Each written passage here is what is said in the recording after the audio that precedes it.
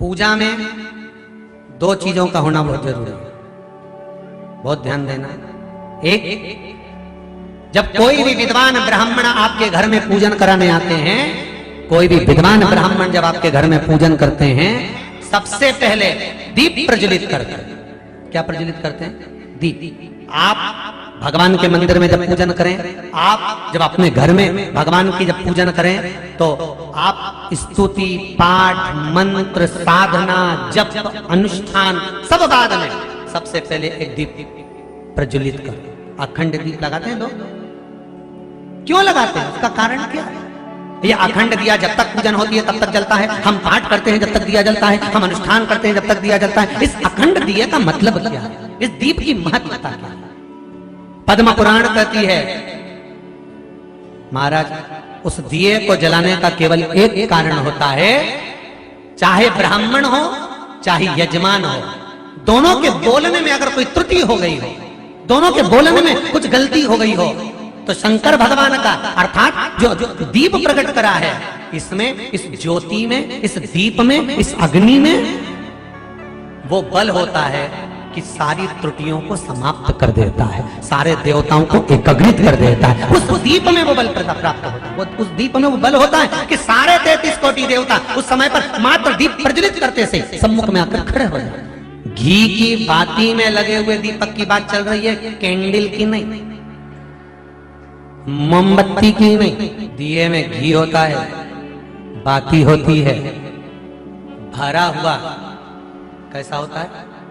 भरा हुआ होता है, और उसमें गहराई होती है। जो दिया जब जलते जलते जलते जलते जलते जलते घी समाप्त हो जाता है, दिया खाली हो जाता है, लोगों को लगता है कि दीप खाली हो गया, पर अग्नि पुराण कहती है कि वो दीप खाली नहीं हुआ है।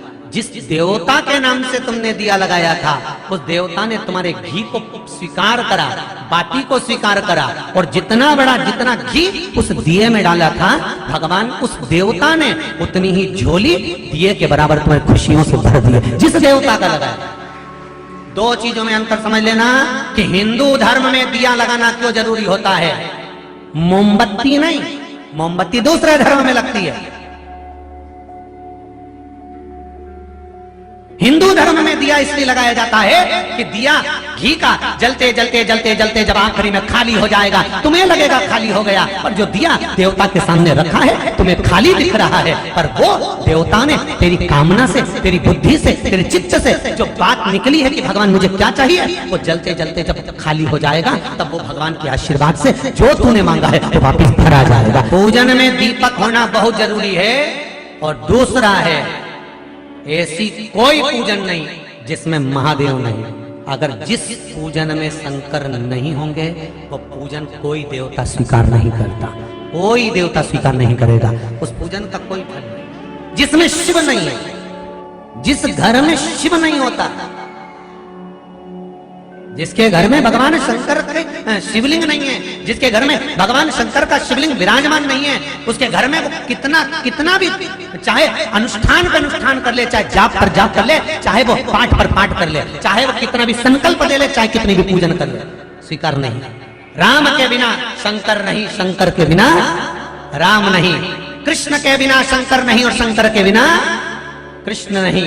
इसलिए आज भी मेरे बद्रीनाथ जाओ तो बीच में केदारनाथ जी पढ़ते हैं, तिरुपति जाओ तो नीचे कपिलेश्वर महादेव पढ़ते हैं, नाथ द्वारा जाओ तो एकलिंग जी पढ़ते हैं। ऐसा कोई कृष्ण मंदिर, राम मंदिर बता दो जिस मंदिर के पास में शंकर का शिवालय नहीं है, जिस मंदिर के पास में शंकर जी नहीं हो। नाथ द्वारा में जाओगे तो शिव मिलेंगे, आप द्वारका जी जाओगे, द्वारका जी के दरवाजे पर प्रवेश करोगे, सबसे पहले शंकर का दर्शन होगा।